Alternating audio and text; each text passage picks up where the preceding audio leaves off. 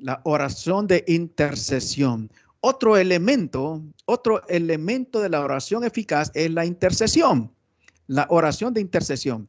¿Y qué es la intercesión? La intercesión es ponerse en el lugar de otro. Algunos pueden llamarlo empatía, ¿verdad? Pero ese es otro asunto, no es intercesión. En el libro de Lucas, capítulo 13, versículos de 6 al 9, el Señor aquí nos habla, nos da un ejemplo de lo que es intercesión. ¿Sabe que dice el Señor que el dueño de la viña ya tenía muchos años, ya tenía 3 años, y usted sabe que el número 3 es un número profético, de haber sembrado? Y dice que no encontraba fruto. Y llega y quiere, hermanos, ¿verdad? Cortar aquel árbol sin fruto. Pero le dice el cuidador de la viña, espérate, espérate, dale un año más. Y yo voy a hacerle un agujero más grande y lo voy a regar y lo voy a cuidar. Quizás pueda dar fruto.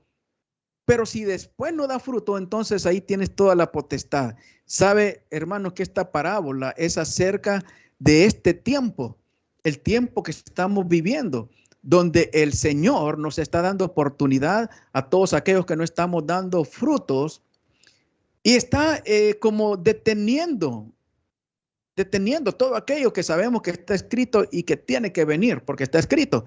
Ahora, esa actitud del Señor de decir, espérate otro tiempo, eso se llama intercesión. Eso se llama intercesión. Es una solicitud, es ponerse en el lugar de la persona, y aquí la figura es una plantita, para que la mano de Dios, ¿verdad? No proceda en contra de esa persona. Y aquí el ejemplo es en contra, pero también la intercesión es a favor de alguien, ¿verdad? Aunque aquí pues podemos nosotros ver que es aplicable los dos términos, a favor de que Dios no actúe, ¿verdad? Y en contra de lo que se pueda venir. ¿Sabe que cuando Dios, y hemos hablado en otras oportunidades, ¿verdad?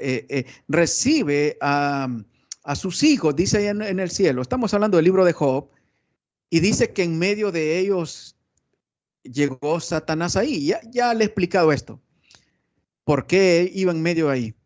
Y Dios le pregunta a Satanás, ¿no has visto a mi siervo Job? Como es fiel, como no hay ninguno como él en la tierra. Y usted sabe, ¿verdad? Lo que Satanás le dijo, si tú lo proteges, tú lo cubres, guarda sus posesiones, cubre su familia y tiene salud, ¿cómo no va a hacerte fiel? Y mire que esta declaración es del mismo Satanás. Si tú le dices, has hecho un muro alrededor de él, has hecho un muro alrededor de su familia y has hecho un muro alrededor de sus posesiones, ¿cómo no te va a ser fiel? ¿Y sabe qué? Aquí el mismo Satanás está declarando que Dios tiene muros, 3 muros alrededor de sus hijos. Gloria al Señor. Entonces, estos muros son muros como muros de protección, muros de contención, y tienen que ver con la intercesión. Entonces, la primera intercesión que yo encuentro en la palabra es, hermanos, acerca de nuestro Señor. Pero antes de eso, quiero que usted se dé cuenta cómo funciona esto de la intercesión. En el libro de Hechos, capítulo 12, versículo 11, encontramos una situación en contra de Pedro. Dice, entonces Pedro, volviendo en sí, dijo, ahora entiendo verdaderamente que el Señor ha enviado a su ángel y me ha librado de la mano de Herodes y de todo lo que el pueblo de los judíos esperaba. Voy a detenerme ahí. Sabe que dentro de los primeros mártires, ¿verdad? Que murieron defendiendo el nombre del Señor, el primero fue Esteban, luego un apóstol, Jacobo, dice que fue muerto a espada, y viendo Herodes que eso le gustó a los demás judíos, apresó a Pedro. Entonces, Pedro estaba encarcelado. amarrado con cadenas y con 4 soldados alrededor. Y llegó un ángel, hermanos, y libró a Pedro y lo sacó de aquella prisión. Y en ese momento Pedro estaba como en un, no sé, como en un éxtasis, no se daba cuenta de lo que estaba pasando. Entonces, aquel ángel, hermano, pasó varias puertas de la cárcel hasta que lo dejó afuera. Y dice Pedro, ahora me doy cuenta que fue un ángel que el Señor envió para librarme de la mano de Herodes. Ahora, mire el versículo 12. Y habiendo considerado esto, llegó a casa de María, la madre de Juan, el que tenía por sobrenombre Marcos. Este es Juan Marcos. El Marcos que escribió el libro de Marcos, valga redundancia. Donde muchos estaban reunidos orando.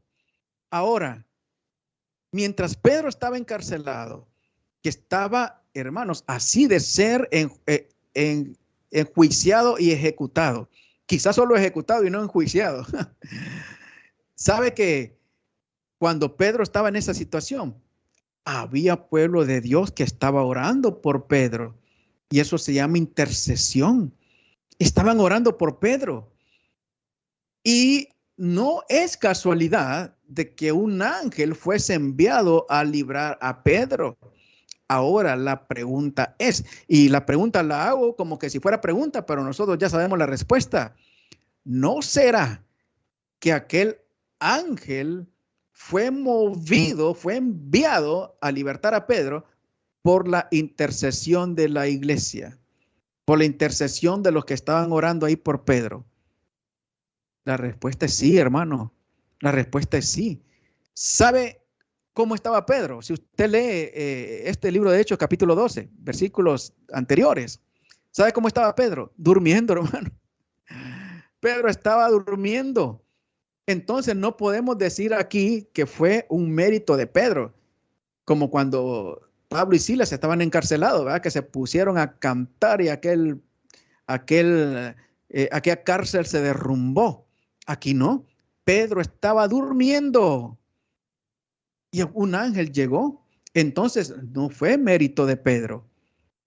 Y la interpretación de que estaba durmiendo son variadas, ¿verdad? Algunos dicen que era confianza en Dios y otros dicen que estaba muy cansado para seguir, ¿cómo se llama? Resistiendo, etcétera. No lo sé. Entonces, esas son las posiciones. Ahora, está claro que no era Pedro que estaba clamando. Estaban clamando allá una iglesia por él. Y cuando esa iglesia estaba clamando por él, se activó, hermanos, se activó aquel ángel y Dios dio la orden y dijo, no, ahí hay un pueblo que está intercediendo. Entonces me vas ahorita y me vas a libertar a Pedro. Entonces eso es intercesión, hermano. Eso es intercesión. Entonces Dios siempre levanta este espíritu en gente que Él ha escogido. Y deberíamos nosotros buscar estar dentro de ese grupo, ¿verdad? Hay personas que buscan, ¿verdad? Llenarse aquí, llenarse allá, llenarse acá. Hermanos, vaya los miércoles a la intercesión y va a ver usted si no se va a llenar. Entonces, retomando otra vez, le dije que este era un paréntesis. Esto es intercesión. Ahora, anteriormente le había dicho de que en el libro de Job, capítulo 1, versículo 8, aquí el mismo enemigo reconoce que hay 3 muros alrededor de nosotros. El primer muro, le iba a decir que ese primer muro es un muro porque el Señor Jesucristo intercede por nosotros. Romanos 8:34. ¿Quién es el que condenará? Cristo es el que murió, más aún el que también resucitó, el que además está a la diestra de Dios, el que también intercede por nosotros. Entonces el primer muro, amados, está en la mismísima diestra de Dios. ¿Por medio de quién? Del Señor Jesucristo. Está ahí en los cielos y está cerquita de Dios.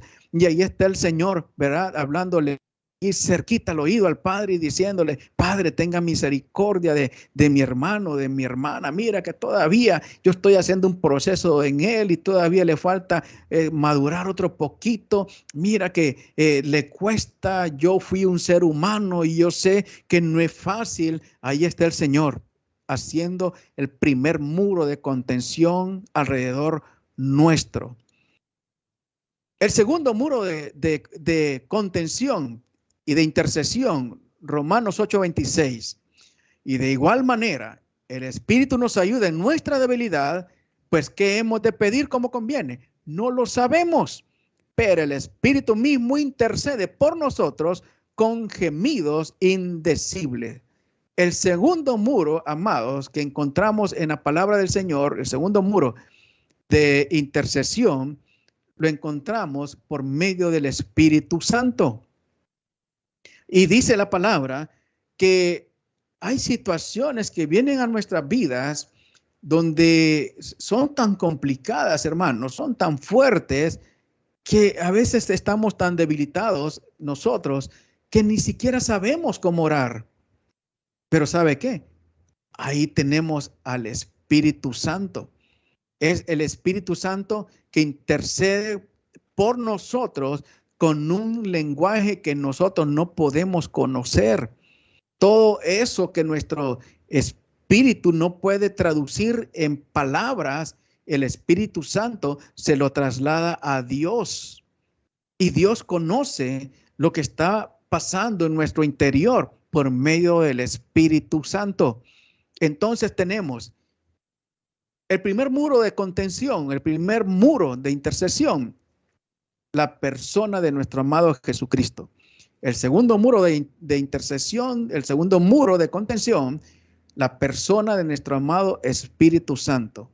Ahora, hay un tercer muro de contención, Job 1:5. Y acontecía que habiendo pasado en turno los días del convite, Job enviaba y los santificaba, y se levantaba de mañana y ofrecía holocaustos conforme al número de todos ellos. Porque decía Job, quizá habrán pecado mis hijos y habrán blasfemado contra Dios en sus corazones. De esta manera hacía todos los días. ¿Qué encontramos aquí? Usted conoce esta historia. Los hijos de Job tenían reuniones entre ellos, hermano, pero déjeme decirle algo. En esas reuniones no habían cosas buenas, hermano. No estaban pasando cosas buenas. Ahí había bebida, ahí había, hermanos, prácticas ahí, hermanos, que ya en una ocasión se les expliqué que no eran reuniones para adorar a Dios, los hijos de Job. Ahora, Job no sabía lo que estaba pasando, pero ¿sabe qué? Dios tenía esa corazonada que tienen los padres, ¿verdad? Que de repente sin saber lo que está sucediendo con sus hijos, como que presentimos algo, hermano, como que presentimos algo. ¿Y sabe qué hacía Job? Job levantaba un altar ofreciendo holocaustos por cada uno de sus hijos. Y dice que lo hacía todos los días, todos los días. Entonces, esto me habla de que ese tercer muro de contención, ese tercer muro de intercesión, nos corresponde a nosotros, hermano. No podemos nosotros, ¿verdad? Quedarnos con los brazos cruzados. Ay, es que Jesús intercede por mí. El Espíritu Santo intercede por mí. Entonces estoy bien. No, hermano. Dios espera que nosotros hagamos nuestra parte. Y el tercer muro de contención que encuentro yo, hermano, nos corresponde a nosotros. Porque seguramente de los que estamos conectados, todos tenemos familia. Muchos somos padres de familia, tenemos hijos y estamos casados. Entonces, yo pienso que sí tenemos una obligación. Aunque no sepamos lo que están haciendo nuestros hijos y aunque nosotros digamos, no, yo miro que todo está bien, yo miro que no está pasando nada raro, hermano, Mire, este tiempo donde no son los mismos tiempos que usted y yo vivimos, ¿verdad? Los que tienen los T5 que tengo yo. Hermanos, son otros tiempos. Y aunque usted no mire nada raro, le corresponde siempre hacer muros de contención a favor de su familia. Por eso dice en el libro de Ezequiel, capítulo 22, versículo 30, mire lo que dice Dios. Y busqué entre ellos hombre que hiciese vallado y que se pusiese en la brecha delante de mí a favor de la tierra para que yo no la destruyese, y no lo hallé. Sabe que aquí el Señor lo que nos está diciendo y lo que nosotros también sabemos es que hay principios espirituales que se activan cuando pues le damos la espalda a Dios. Eso, hermanos, eso no podemos escudarnos y decir, no, es que el Antiguo Testamento ya pasó. Antes Israel le daba la espalda a Dios y ellos mismos llamaban la maldición. No, hermano. Ya hemos hablado también acerca de esto. Los principios de Dios son universales. Y quizás como nación, quizás como familia o personalmente, hermano, ¿verdad?